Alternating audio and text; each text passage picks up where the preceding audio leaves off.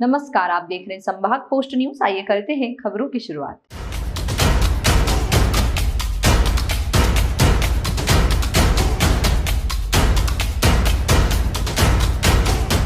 मध्य प्रदेश की भाजपा विधायक उषा ठाकुर ने भी कश्मीर के पहलगाम में हुए आतंकी हमले की कड़ी निंदा की और कहा कि शीर्ष नेतृत्व सरकार इस पर कड़ा एक्शन लेगी।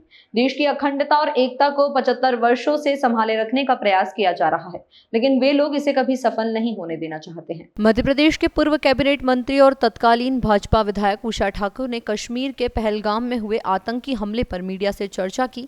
उन्होंने सॉफ्टवेयर पर कहा कि सरकार इस आतंकी हमले को लेकर कठोर कदम उठा रही है और देश के अखंडता और एकता को तोड़ने वाली शक्तियों को खत्म किया जाएगा और यह दोबारा से कर नहीं उठा पाएंगे। सेक्युलरिज्म और धर्मनिरपेक्षता की बात करने वालों को अपनी आत्मा के अंदर झांक कर विश्लेषण करना चाहिए।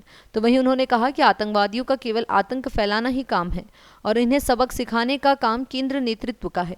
देश के स्वर्ग में धर्म पूछ पूछ कर मारना और मानवता को शर्मसार करने वाले लोगों को छोड़ा नहीं जाएगा, उन्हें सबक सिखाया जाएगा। कलमा पढ़ने की बात को लेकर उनका कहना था कि जिस धर्म ग्रंथ की वह बात करते हैं उन्होंने उस धर्म को न पढ़ा है न समझा है।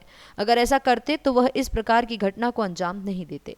मानवता शर्मसार हुई है इस अमानवीय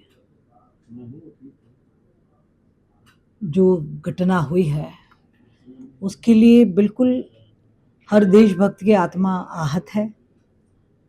पर हमें भरोसा है हमारा राष्ट्रभक्त शीर्ष नेतृत्व ऐसी राष्ट्रद्रोही ताकतों को छठी का दूध याद दिलाएगा, ऐसा सबक सिखाएगा और इनके ये जो मंसूबे हैं ये कभी पूरे नहीं हो सकते।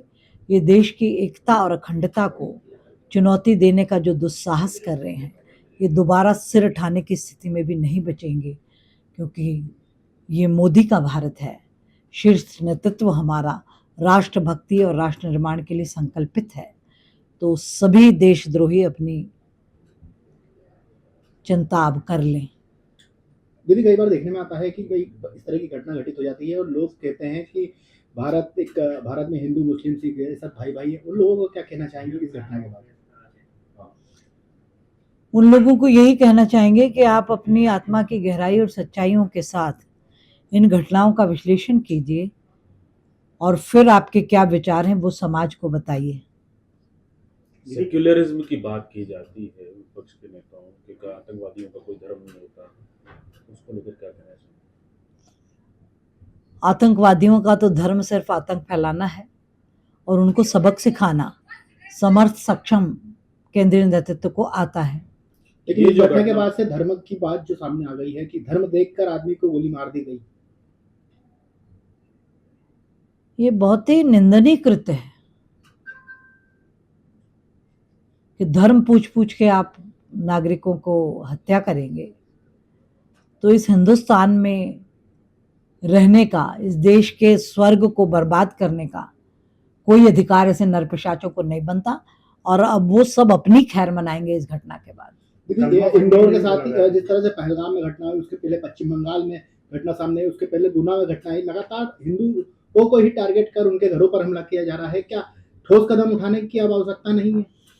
ठोस कदम उठाने की आवश्यकता है और मुझे लगता है नेतृत्व जिस प्रकार से हमारा चैतन्य है, सक्षम है, निश्चित रूप से पर एक बार, दो बार, तीन बार अब ये कोई छोड़े नहीं जाने वाले, ये सब कठोरतम दंड पाएंगे, ये तय है।